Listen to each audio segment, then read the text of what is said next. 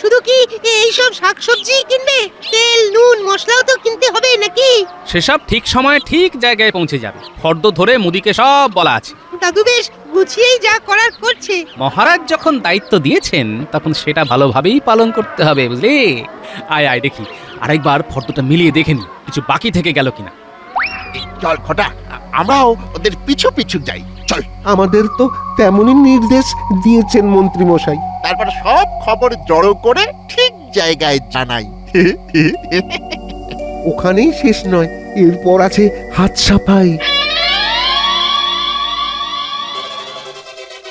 ঘরে বাইরে মিলিয়ে যা দেখছি ভালোই লোকজন হবে।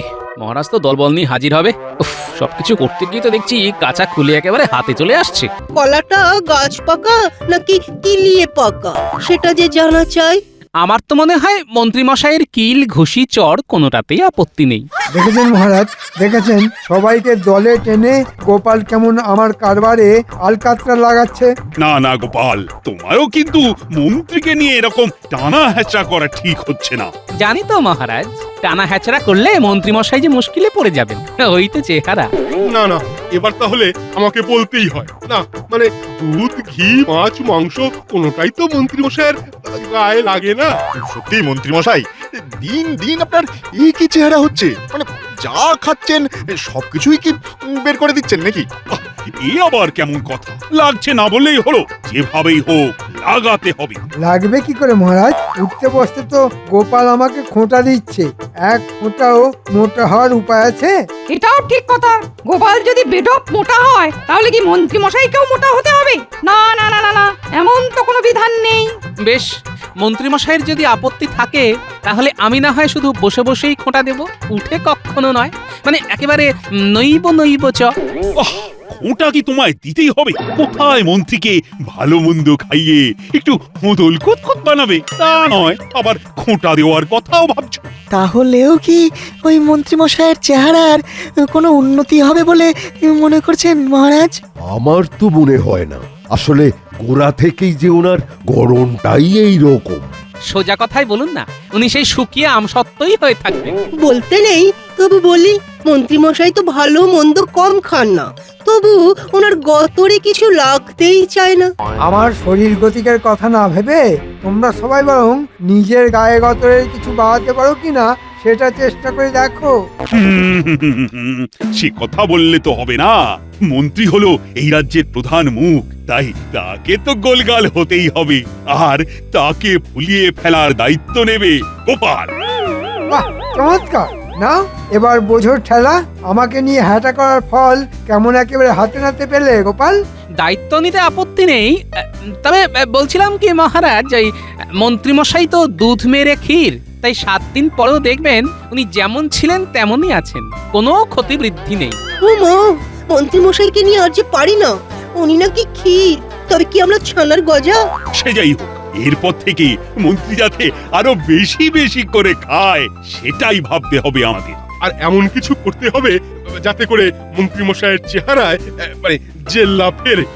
একদম তাই।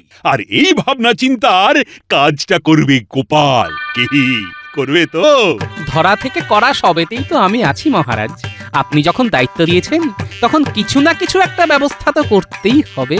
তবে আবার কি? আহা, তুমি আবার ঢোক দিয়েছো কেন গোপাল?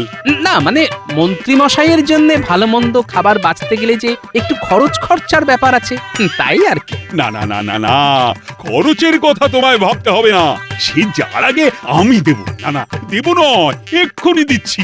রে গোপাল তো এই তালে মহারাজের কাছ থেকে ভালো রকমই গুছিয়ে নেবে মনে হচ্ছে। না, গোপাল নিজে যদি না ফাঁসে তাহলে তাহলে আমাকেই ফাঁসাতে হবে। বুঝলে গিনি, মন্ত্রী মশাইয়ের কল্যাণে আজ বেশ ভালো রকম পেট পুজো হলো। আর সেই জন্যই তো তোমার পেট ফুলে ফুলে একেবারে জয় ঢাক হয়ে গেল না? আহা, কত ঘুরে ঘুরে খেয়ে খেয়ে ভুঁড়িটা বাগালাম, আর তুমি আবার নজর দিচ্ছ গিন্নি। বেশ করবো দেবো, বেশ করবো দেবো, 1000 বার দেবো।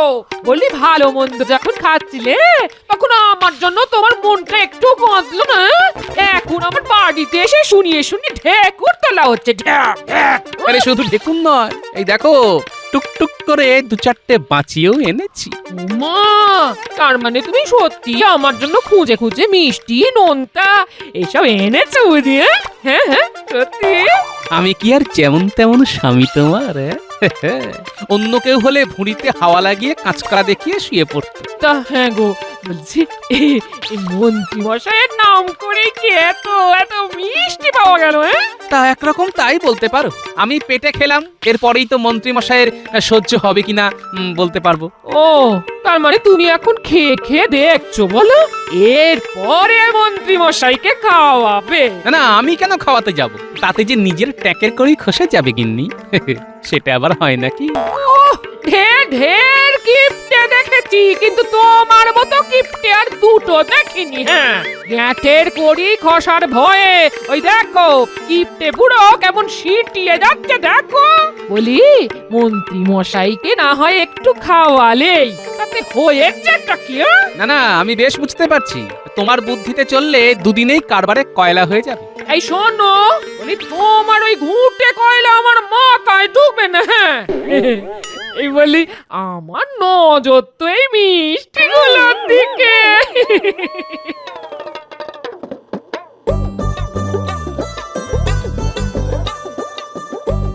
ও, এই তো আমার কত স্বাদের জল ভরা আর ক্ষীরে সন্দেশ। ওরে বাবা, বাবারে বাবারে বাবারে, না না না, এইসব মিষ্টি একদম ফেলে রাখা যাবে না।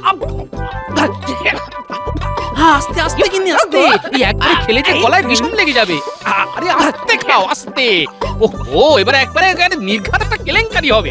আমার কথা ছাড়ো, এই বলছি মন্ত্রী মশাইকে কিভাবে সামলাবে সেটা বরং ভাবো। সে আমার ভাবা হয়ে গেছে গিন্নি। কাল রাজসভাতে গিয়েই একেবারে মুখ বন্ধ করে দেব। সুপ্রভাত মহারাজ।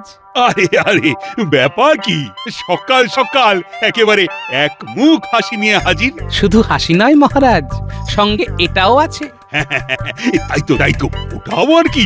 ভোলা ময়রার দোকানের টাটকা রসগোল্লা। ওরে বেটা, তার মানে মহারাজকে রসগোল্লা খাইয়ে ঘুষ দেওয়ার ধান্দা?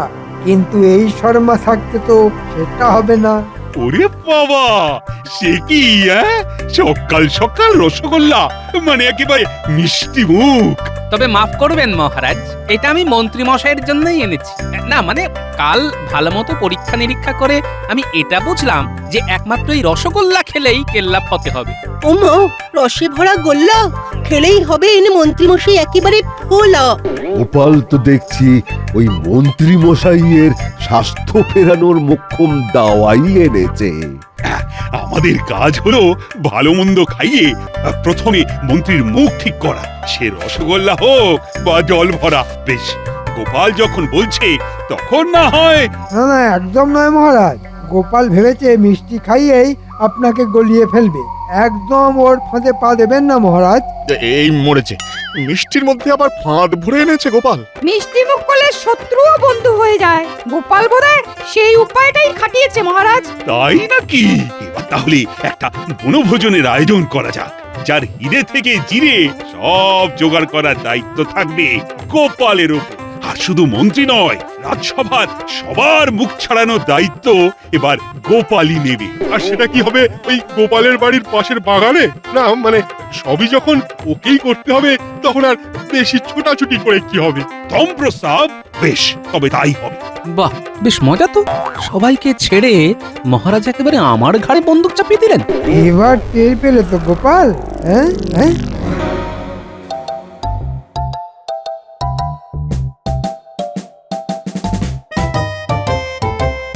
সেই তখন থেকে পায়চারি করছি, কিন্তু ওই বিটলে দুটোর তো কোনো পাত্তাই নেই। না না, ওই তো আসছে। এই যে মানিক জোর, এতক্ষণে সময় হয়েছে তোদের? হ্যাঁ, তবে আজকাল দেখছি তো তোদের পা বেশ ভারী হয়ে গেছে। না না, ভারী হতে যাবে কোন দুঃখে। আর আমাদের পা মোটেও ভারী নয়। কি বললেন কিছুই তো বুঝতে পারলাম না। তা পারবি কি করে? হ্যাঁ, তোরা বুঝতে পারলে কি আর আমার এই অবস্থা হয়? না না, আপনি কিচ্ছু ভাববেন না মন্ত্রী মশাই, আমরা আপনার অবস্থার উন্নতি করবই করব। হ্যাঁ, আপনাকে ওই 8 থেকে 80 বানাবো। ওহ, সবাই দেখছি আমার উন্নতির জন্যে একেবারে উঠে পড়ে লেগেছে। শোন শোন, বাজে না বকে যা বলছি কর। হ্যাঁ হ্যাঁ, আপনি বলে ফেলুন আর আমরা শুনে ফেলি। তা নয় তো কি হাততালি দেবার জন্য তোদের ডেকেছি? শোন, গোপালের ওপর নজর রাখতে হবে। আমিও এবার দেখছি আমাকে খাওয়ানোর নামে গোপাল কি করে মহারাজের মোহর হরপ করে।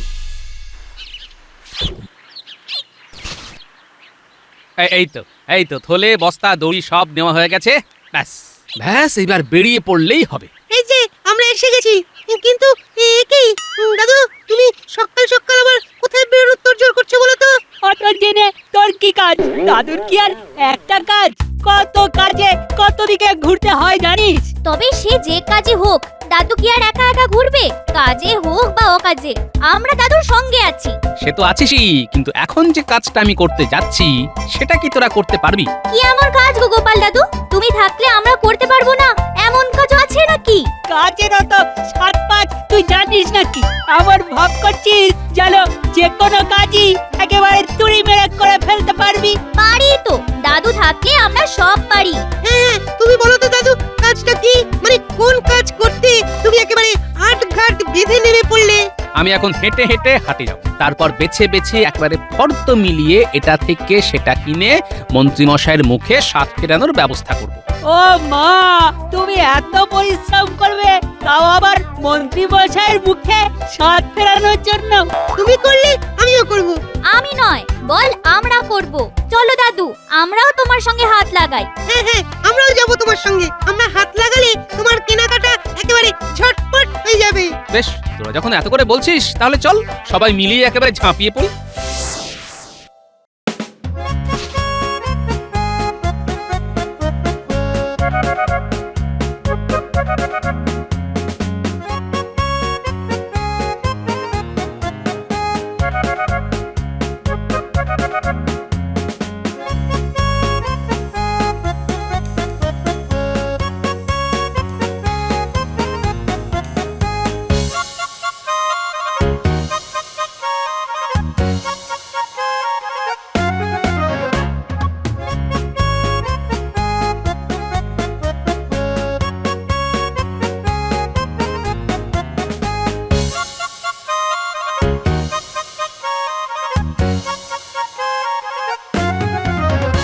শাক সবজি তরি তরকারি তো ঢের কিনছো, কিন্তু এতেও কম পড়ে যাবে না তো?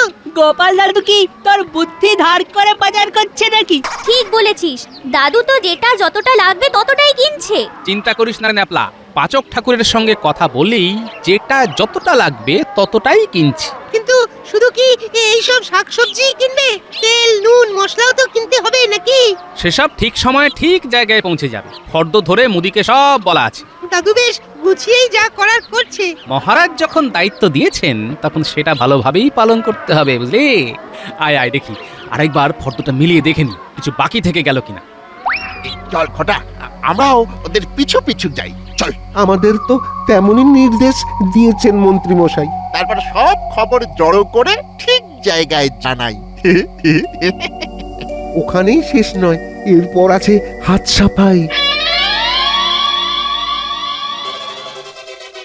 ঘরে বাইরে মিলিয়ে যা দেখছি ভালোই লোকজন হবে। মহারাজ তো দলবল নিয়ে হাজির হবে। উফ, সবকিছু করতে গিয়ে তো দেখছি কাঁচা খুলে একেবারে হাতে চলে আসছে।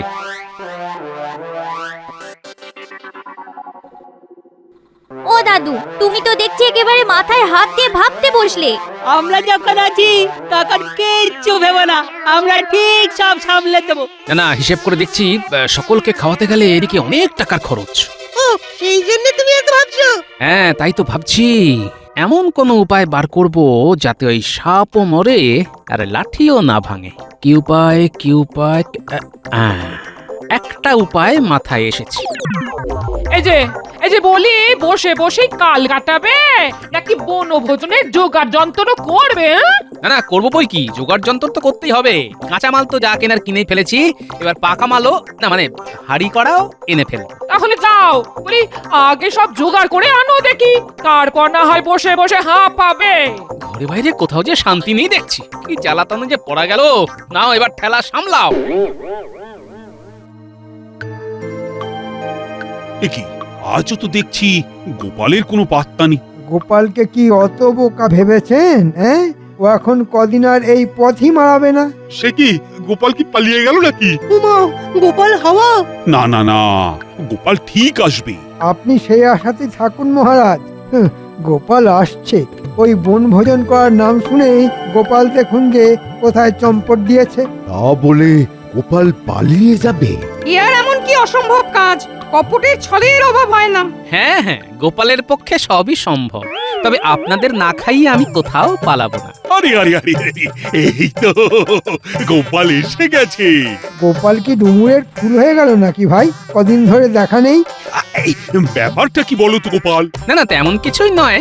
ওই জোগাড় যন্ত্র করতে করতেই তো বেলা কাবার হয়ে গেল মহারাজ। তাই নাকি? তা কি এমন বিশেষ জোগাড় যন্ত্র করলে গোপাল? না মানে ওই গোবিন্দভোগ চাল, সোনামুগ ডাল, 5 সের গাওয়া ঘি, সঙ্গে খোয়া ক্ষীর আর ছানার মুরকি। ওরে বাবা রে, ওরে বাবা, ডাল, ঘি, মূর্তি, মাথা একবারে ঘুরে যায়। না না, এখানেই শেষ নয়, আরো আছে। সে থাকবে, এখন কি হয়েছে সেটাই বল। না না, থাকবে কেন মহারাজ? হ্যাঁ, থাকবে কেন। তারপর পরমান্নের জন্য দুধ, রাবড়ি, কচুরির জন্য ময়দা, কড়াইশুটি। ওহ, মন্ত্রীরা কি দোষ?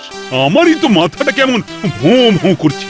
সেই জন্যই তো আমি একেবারে জড়িয়ে পড়েছি মহারাজ। আমার কিন্তু মনে হচ্ছে এসব বলে গোপাল আসল কথাটা ঘুরিয়ে দিচ্ছে মহারাজ। আসল কথা মানে বনভোজন? না না, ঘোরাবে কেন? আরে তার জন্যই তো এত আয়োজন। গোপাল তো খাওয়ানোর আগে ফর্দ শুনিয়েই মন একেবারে জয় করে ফেললো। না না না, চিন্তা করো না গোপাল, এমন জম্পেশ আয়োজন হলে লাগে মোহর, দেবে কৃষ্ণচন্দ্র। আর একটা দিন ধৈর্য ধরুন মহারাজ, সব হবে। তবে অত খাতির আবার মন্ত্রী মশাইয়ের সহ্য হবে তো? কার সহ্য হয় আর কার বদহজম হয় সেটা তো কালই দেখতে পাবে। হ্যাঁ, আমি আজই বটা ঘটাকে বলে মহারাজের সামনে তোমার কান কাটার ব্যবস্থা করছি।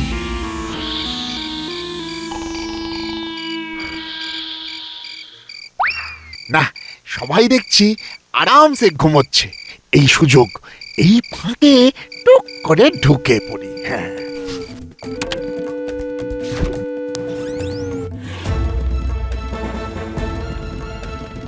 ও, এদিকে তো দেখছি ময়দান পুরো ফাঁকা। যাই, এই তালে ওই টুক করে ঘরে ঢুকে কাজের কাজটা করে ফেলি।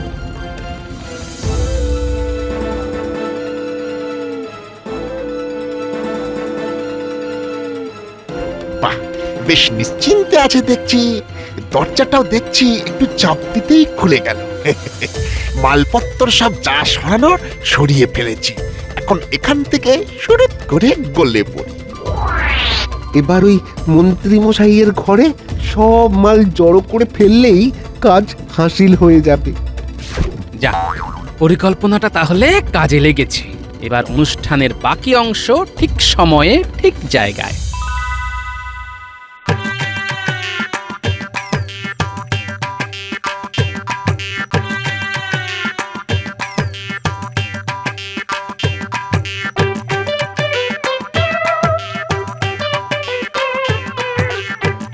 এই যে মহারাজকে একেবারে সঙ্গে করে নিয়ে এসেছি গোপাল দাদু। শুধু মহারাজ নয়, বাকি সবাইও আছেন।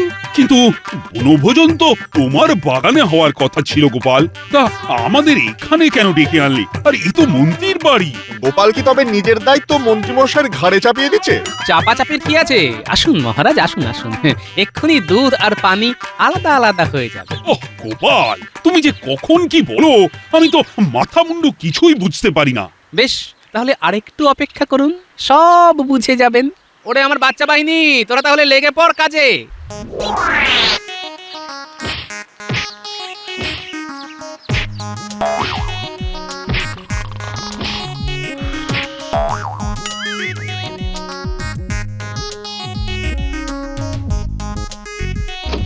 এই কেড়ে সাত সকালে ধাক্কাধাক্কি করে আমার কাঁচা ঘুম ভাঙিয়ে দিলি। হ্যাঁ, ও রে মহারাজ, মহারাজ আপনি, আপনি না মানে মানে ওই মানে মানে কিছু নয়, মানে আপনি যা কিছু আছে এবার সব বের করে দিন তো মন্ত্রী মশাই। তার কি দরকার দাদু, আমরা তো আছি, সব একেবারে গুছিয়ে টেনে আনছি। একেবারে ছেড়ে পুছে আনবো, একদম চিন্তা করো না। চল চল, এখানে দাঁড়িয়ে থাকলে হবে, করে দেখাতে হবে। এই এই তোরা আবার কি দেখাবি? হ্যাঁ, খবরদার খবরদার, এই দাঁড়া দাঁড়া বলছি। এসব কি হচ্ছে গোপাল? ভোজনের বদলে যে শুধু ভাষণ হচ্ছে। না না না, এবার কিন্তু বাড়াবাড়ি হচ্ছে। বাড়াবাড়ি তো যা করার মন্ত্রী মশাই করেছেন। এই দেখুন, বনভোজনের জন্য যাবতীয় জোগাড় যন্ত্র তো মন্ত্রী মশাই নিজের দায়িত্বেই আমার ঘর থেকে নিজের ঘরে এনে রেখেছেন। তাই তো দেখছি, এ কি মন্ত্রী! এবার আপনিই বলুন মহারাজ, ভোজনের মালপত্তর যেখানে, ভোজন তো সেখানেই হবে, তাই নয় কি? 100 বার। আর শুধু সেখানেই নয়, তারই খরচে। এই সব কিছুর খরচ খরচা মন্ত্রীকে বহন করতে হবে। আমি আমি মরে যাব মহারাজ, এত খরচ আমি একা কি করে সামলাবো মহারাজ? এবারের মতো আমাকে ছেড়ে দিন মহারাজ, ছেড়ে দিন। এবার নিজের খরচে নিজে খেয়েই মন্ত্রী মশাইয়ের মুখ ছাড়বে, আর গায়ে গতরেও লাগবে। ওরে বাবা রে, কি আর বলতে, আমার যে কি ভীষণ লাগছে সে আর তুমি কি বুঝবে। ও ওরে বাবা রে, ও একেবারে, ওরে বাবা একেবারে টন টন করছে রে বাবা, ও